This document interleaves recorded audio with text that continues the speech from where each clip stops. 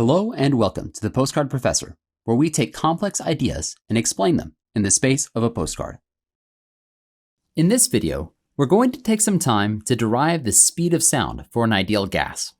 Now, the first thing to do here is to think a bit about how sound works in stationary air. In general, we have a sound source which is emitting sound waves, and the exact form of these waves doesn't really matter too much, except that they are relatively small disturbances to the ambient pressure. These aren't shock waves. That small magnitude will be important later because we're going to assume that these are isentropic. Next, we want to look at what two different observers will see when they're looking at this sound wave. The first is going to be stationary relative to the sound source.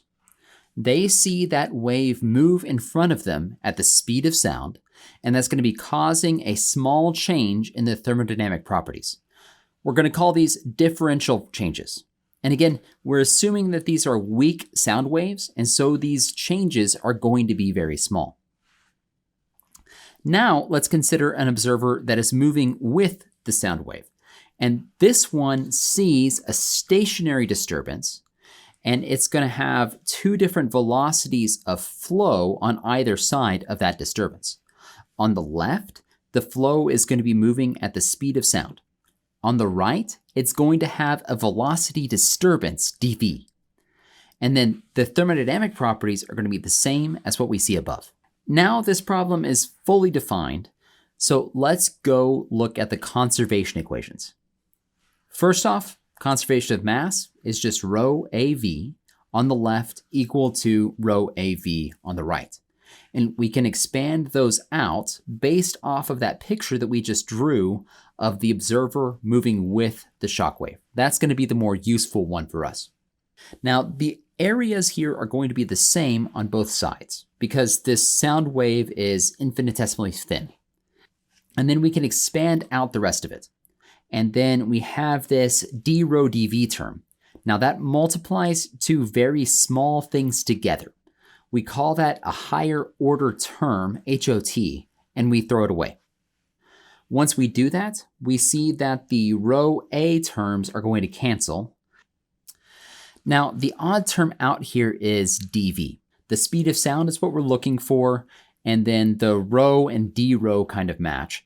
And so we're going to solve for dv so that we can eliminate it in the next equation. And that'll give us dv is equal to negative a over rho d rho. Next up, let's look at conservation of momentum.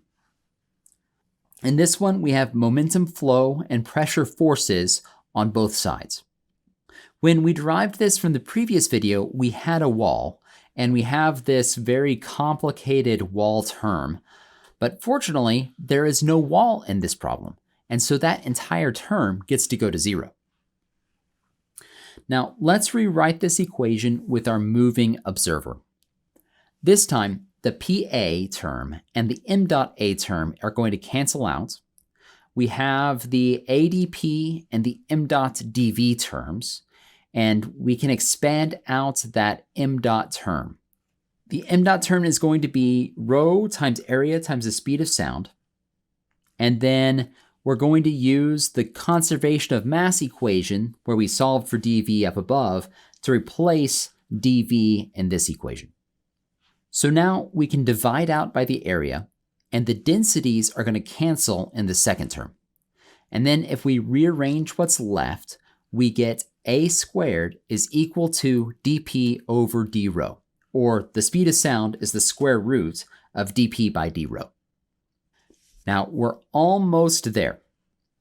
The last step is to go to the isentropic relationships, since we assumed that these were small sound waves. The relationship we want is between pressure and density. So P1 over P2 is equal to rho 1 over rho 2 to the gamma power. And another way of saying this is that pressure is equal to some constant C times rho to the gamma. So once again, let's take a look at a very small change in P. And if we do this, it follows very much the same process as if we were taking a derivative. So that means that we can write dp is equal to c times gamma times rho to the gamma minus 1. And then we use chain rule to give us a d rho there at the end. So this is just like taking the derivative of a polynomial. Now, we can rearrange that to dp divided by d rho is equal to gamma times c times rho to the gamma minus 1.